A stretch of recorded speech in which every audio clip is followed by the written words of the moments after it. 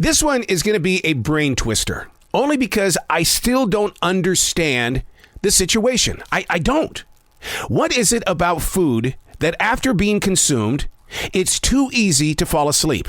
Yet, doctors tell us not to eat before we go to bed. The experts say that a dinner can lead to a temporary decrease in oxygen and energy levels, which allows the body to rest. But they still say don't eat before going to bed. I had to research this. Doctors continue to say that digesting food requires your stomach to keep working, and your brain responds by saying, "What gives here? It's time for rest. Why are you working down there?" But we fall asleep after supper, and that's okay.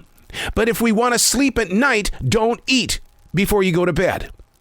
It just kind of rocks my world. It's like an oxymoron going on here. My problem is I love food. You know what, though? I also love sleeping. Somehow, some way, I've tried to marry them, and it always ends up in the areas where the experts say, don't. It won't mix well, ever. So what I try to do is I try to keep my mind actively fed.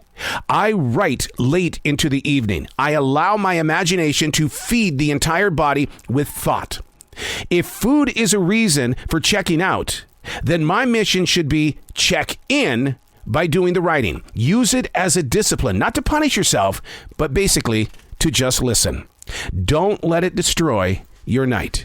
Hey, it's Arrow. This is the Daily Mass, a chronological walk through an everyday world. I am a daily writer. I am the silent wolf. What that means is that I sit here and I watch life. I take walks to watch life. I listen to conversations because I want to know about life, to learn from it, to have this beautiful connection with people that don't want to stay silent, but yet they can't find anybody to listen. This is the Daily Mess. Making words move on a page is the activation of an imagination. Now, man, as a child, I would spend hours outside digging into the side of a man-made dirt pile. The older I grew into my teen shoes, the more my imagination grew toward creating a radio station right there in my own bedroom. Yeah, KXYZ, Kicks. Yeah, that's what I called it. Both actions required words. The planning out and execution of words becoming physical connections. Be it a tiny town that I created with my Tonka trucks in the backyard to broadcasting barely over 1,000 feet from my house, right there on KYXZ. Just doing it for kicks, just so my mom would sit there and have something to listen to other than everybody else complain about life. These days, I love listening to other people use their words. Do they move my imagination? If so, what can we learn from those words they're sharing?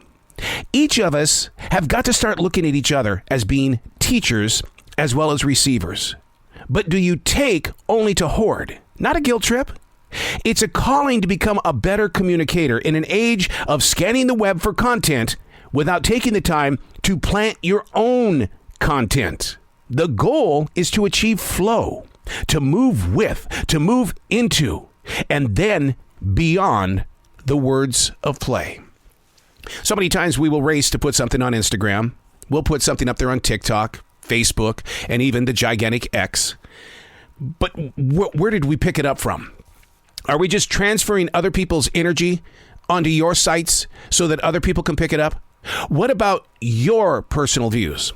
I was in a great conversation today with author Joan Gelfand. She's got a brand new book out called Outside Voices, a memoir of the Berkeley Revolution. It's all about that time period where the voices at Berkeley were starting to change the nation and the world. And we openly spoke about how it's going away today. We've chosen to be silent rather than the mover of words. We have gotten into this area of history inside the United States where people would rather just sit back and watch things happen and not help change what could happen and probably what will happen. And then by that time, it's going to be way too late. And it starts with words on a page. It starts with words either on this, like a journal, or even on a computer screen. But those words that you're feeling, if you're going to write it down, or if you're going to think it out, or just say it in your tiny little circle of family and friends, but it doesn't get out to the masses, you're not doing it right. We're not doing it right as a human race. And that is the daily discipline and goal, that you need to take your energy and you need to plant it, and you need to stay strong with it, because we have entered this age where people are losing their rights. Is it going to be too late when you finally speak up? I'm Arrow, and that's the Daily Mess.